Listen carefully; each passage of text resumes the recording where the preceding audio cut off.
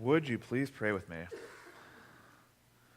Let the words of our mouths and the meditations of our hearts be acceptable to you, O Lord, our rock and our Redeemer. Amen. I'm going to start by putting Miss Edna on the spot a little bit here. Miss Edna, can I ask you a question? Yes. All right. Since you're the most senior person among us here today, at the age of 59, I wanted to ask you, when news broke, when you were a little girl, when big, worldwide news, how long did it take to spread around?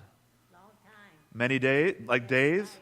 A newspaper special, maybe. A newspaper special? So if something significant happened, in Europe, it would take a week or so to get to your ears.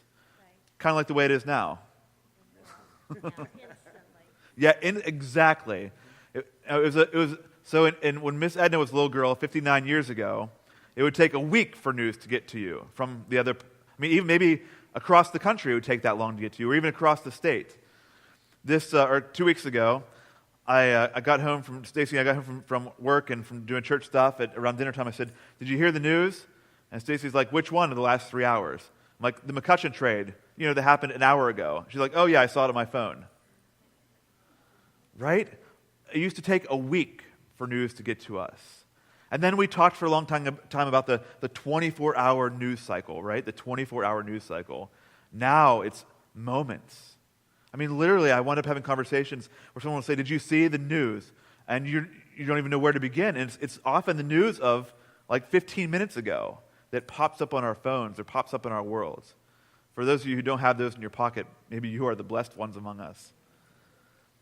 We have this expectation that we will know things and they'll be kept up and relevant in the world instantaneously.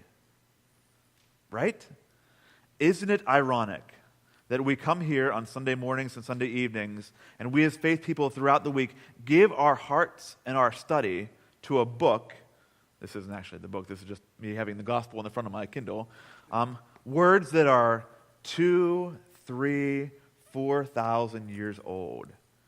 And they still mean something really relevant to us. Think about that for a second. We come and we reorient ourselves around the Scriptures. Often, these ancient Scriptures, and they are just as relevant for us now as they were for the original people that wrote them. So the text for today speaks about unclean spirits. I like to use the word demons because that's how some older translations used and translated this. And the word demon, unclean spirit, is sort of the same. The Greek word there can be translated either way. Is it just me, or does anyone else struggle with what the heck a demon or an unclean spirit is now? Anybody? Yes, thank you. So maybe some of us have a real clear sense, this is exactly what a demon or unclean spirit is. So I went to one of our other brother-sister churches here in Aliquippa, one of the African-American churches, and they had a moment in the middle of the worship where it was going to be like a casting out of demons from inside us. And I actually kind of appreciated that moment, because it's so real and so, this is it. But I think for us in our church here, we often struggle with what this means, these demons, these unclean spirits. We read this story where Jesus encounters this man on church on Sunday, like we all are here right now at the synagogue, and all of a sudden this man that's just sort of, I don't know what language, going crazy, comes up and he confronts Jesus and knows who Jesus is, and Jesus yells back at him and then sort of casts something out from inside this man. What sense do we make of this? Now, I'll admit, I look back through all my sermons I've preached in the 10 years I've been here. I've not gone into the demon, unclean spirit world of preaching yet. This is my first time. I've avoided every other time. And so I read all this week. I listened to other people and other pastors talk about how you make sense of this. What are demons? What are unclean spirits? Some pastors just said, don't go there and preach something else like I've done the last 10 years. Other people said, go there and preach about this. What do you think, friends? When you hear about the unclean spirit or the demon, what do you think of? The Exorcist, the movie. That movie from way back in the long time ago. That's too scary for me. I didn't watch it. The Exorcist, yeah. And so that's actually a practice of the church, exorcisms. It's more commonly found in our Roman Catholic brothers and sisters, but maybe after this conversation, we ought to do well to adopt it for ourselves. What else do you think of, friends? This negative energy, I do like that one a lot, yes. What else? Mental health issues, yeah. A pastor, a friend of mine, got into a big argument about when we start using words like demon or those kind of things around mental health because it further stigmatizes mental health. It can, yes. It's a fine line. Although there seems to be some truth behind that mental illness takes us in a way that's oftentimes out of control. Like this man seems to be in the gospel. What else do you think of when you think of demons or unclean spirits? The devil. Why did it take us so long to say that obvious one, right? It's not like the devil doesn't appear in the scriptures often. Yes? What else? All right, so this is that moment where like the 3 or 4 bold people decided to speak out, and the rest of us all have things we're thinking about. And so I don't do this often, but I am actually going to encourage you. I know some of you hate when we do this, but I'm going to encourage you to gather around in groups of 3 or 4 of those whom you're sitting around and talk about the demons you see. I'm not necessarily making you be super personal, but if you have your own experiences or what you think about demons, where you see them in life, I encourage you to talk about that in small groups right now for a couple minutes.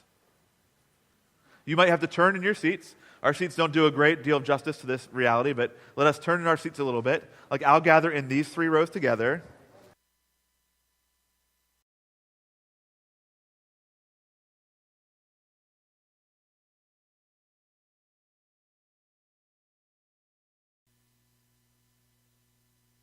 Let me bring us back here together. There's a whole lot of conversation, which I'm going to assume is all about this topic. And in many ways, so our conversation up here is very, very rich, with all sorts of end of the spectrum sorts of experiences about this thing, and about unclean spirits, demons, and I think that speaks to the wideness of experience that we all have here, and the uncertainty about what it really means and how it impacts us individually.